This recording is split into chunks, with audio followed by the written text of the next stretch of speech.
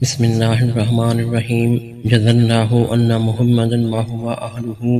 زید بن یسی کہتے ہیں ہم نے علی رضی اللہ عنہ سے پوچھا آپ کس بات کے لیے بھیجے گئے ہیں؟ انہوں نے کہا میں 4 باتوں کے لیے بھیجا گیا ہوں، ایک یہ کہ مومن کے علاوہ جنت میں کوئی نہیں جائے گا اور برہنہ ہو کر کوئی بیت اللہ کا طواف نہیں کرے گا، اور یہ کہ اس سال کے بعد مسلم اور کافر حج میں اکٹھے نہیں ہوں گے، اور یہ کہ جس شخص اور رسول اللہ صلی اللہ علیہ وآلہ وسلم کے درمیان معاہدہ ہے اس کا معاہدہ اس کی مدت تک رہے گا، اور جس کا معاہدہ نہیں ہے اس کے لیے 4 مہینے کی مہلت ہے، یعنی قربانی کے دن کے بعد ذو الحجہ کی 30 تاریخ کو ان کے لیے مدت مقرر کی، پھر 4 ماہ کے بعد ان سے لڑو۔ سنن الدارمی حدیث نمبر 1960۔ مہاجر کہتے ہیں کہ جابر بن عبداللہ رضی اللہ عنہ سے بیت اللہ کے پاس ہاتھ اٹھانے کے متعلق پوچھا گیا تو انہوں نے کہا اس طرح تو یہودی کیا کرتے تھے، ہم نے رسول اللہ صلی اللہ علیہ وآلہ وسلم کے ساتھ حج کیا تو اس طرح نہیں کیا۔ سنن الدارمی حدیث نمبر 1961۔ جریر بن عبداللہ کہتے ہیں کہ رسول اللہ صلی اللہ علیہ وآلہ وسلم نے حجۃ الوداع میں لوگوں کو خاموش کروایا، پھر فرمایا میرے بعد کافر نہ ہو جانا کہ تم ایک دوسرے کی گردن مارنے لگو۔